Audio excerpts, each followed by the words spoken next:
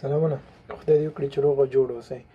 په دې ویډیو کې تاسو ته درښودل کېږي چې څنګه کولی شئ تاسې یو ویبسایټ لپاره ډومین یا هاسټینګ واخلئ.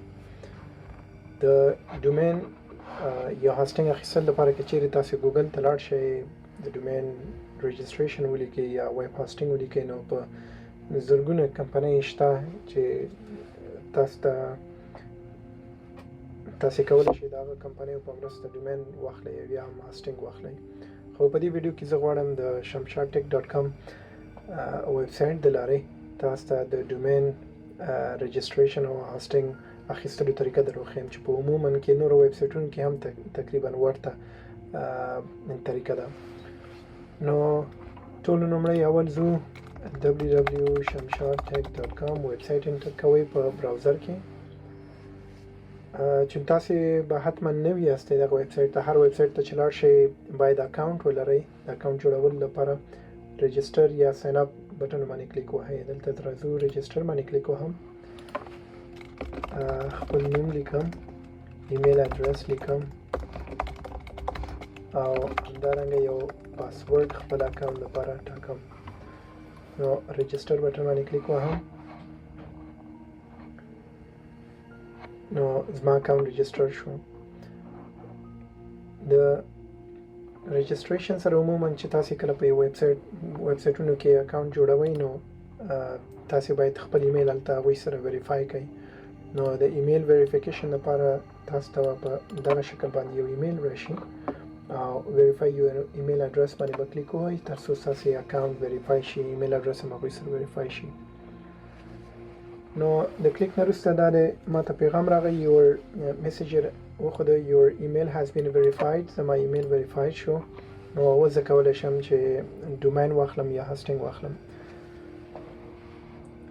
په دې ویبسایټ کې د ډومین اخیستل کولی شئ د څو لارو وکړئ، یا ډومین پیج ته ځئ یا خپل اکاونټ ته چې ننوتئ ډیشبورډ نه پرچیز ډومین ته ځئ.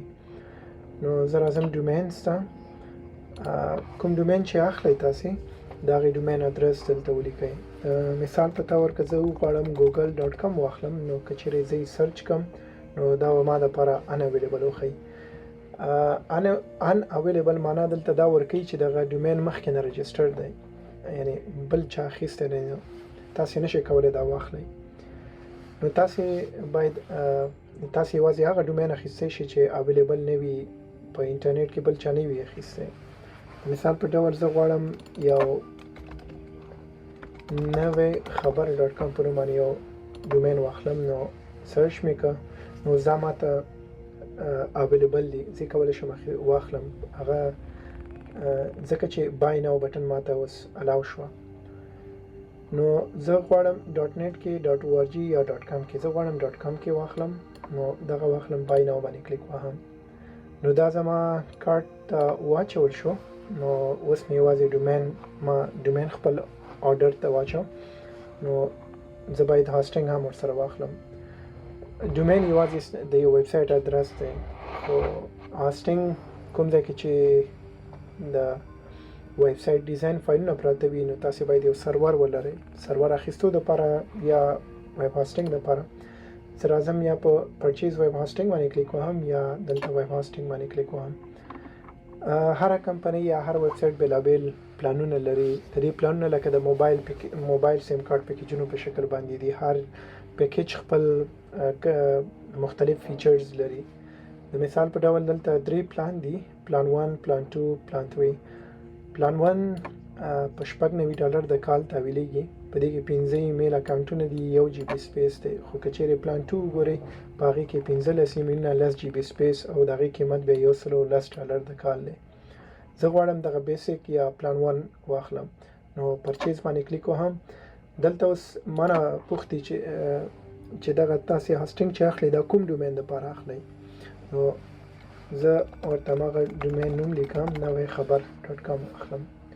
نو آرټ ټو کارت دلته ما سره 2 ایټمونه دي، ډومین دی، ډومین ادرس، نوی خبر دی، ډسکرپشن څه شی دی، دا ډومین رجسټریشن دی، $15 د کال باید تحویل شي. او بل نوی خبر هاسټینګ دی، پلان 1 لینکس بیس هاسټینګ دی او $90 د کال دی. ټوټل $111 کېږي. نو ما دواړه واخیستل، کارت کې مو واچولو، اوس زه غواړم چیک آوټ وکړم، مخکې ځم پیمنټ برخې ته. نو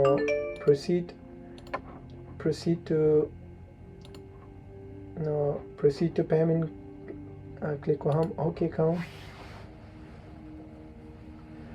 نو زما آرډر سبمیټ شو. نو زه باید اوس دغه آرډر دپاره د کریډټ کارت د لارې پیسې واچوم. باید کریډټ کارت خپل نوم او کریډټ کارت نمبر ایم ډي. که چیرې تاسې په افغانستان کې یاستئ او کریډټ کارت نه لرئ، نو کولی شئ د کلیک سپورټ د لارې موږ سره اړیکه ونیسئ، او افغانستان کې کیش یا هم د افغانستان بانکونو لارې پیسې تحویل کړئ، او هغې نه وروسته چې کله تحویل کړئ رسید د کنټیکټ سپورټ د لارې ولېږئ، ستاسې ډومین او هاسټنګ به اکټیویټ شي. نو کولی شئ دلته خپل انوایس هم وګورئ. دا ستاسې انوایس دی، ټول ډیټیل سره یې. نو دا د عموما چې کله کمپنیو سره تاسې رجسټریشن وکړئ، نو هغې نه وروسته تاسو ته بیا د سی پی ان ال اکاونټ درلیږل کېږي، یا کولی شئ آنلاین د هغې نه هم ترلاسه کړئ. آنلاین هم وګورئ. که آرډر هم چې اوس دلته مثال په ډول د هاسټینګ دی، د فیل اینډ پینډینګ دی، چون ما پیسې نه وي تحویلې کړي. دلته چې راشئ تاسې کولی شئ دلته خپل یو آر ایل او سی پی ان ال بیا د دې نه کاپي کولی شئ او خپل سی پی ان ال ته ننوځئ. دا چې سی پی ان ال څه شی دی، دې کې بیا په دې په اړه بیا آینده کې نورې ویډیوګانې جوړو. سی پی ان ال یا کنټرول پینل ورته ویل کېږي. د دې د لارې تاسې د خپل ویبسایټ ټول هاسټینګ منیج کولی شئ.